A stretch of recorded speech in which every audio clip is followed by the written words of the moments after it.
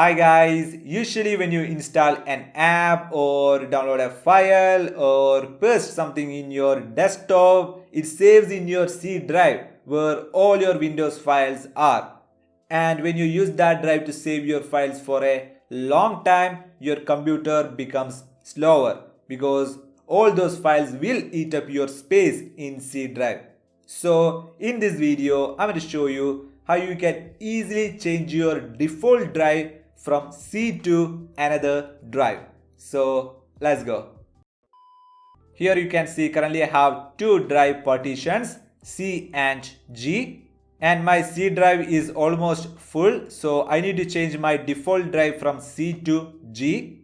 For that, first of all, click on the start icon and search for settings and open the settings. From here, click on system. And now on the system menu, select storage. From here, scroll down and select change where new content is saved.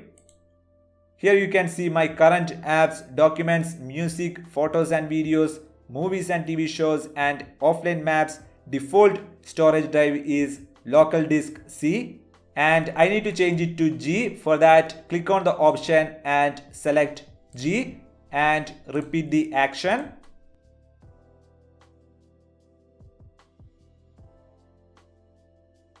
After that, click apply.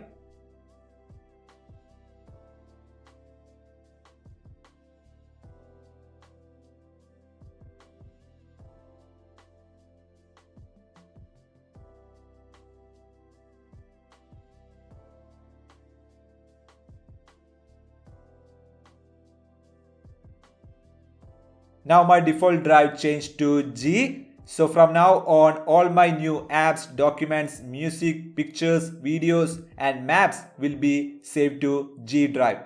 So this way you can easily change your default drive and save space. So I hope this is helpful for you guys, and see you guys on the next video.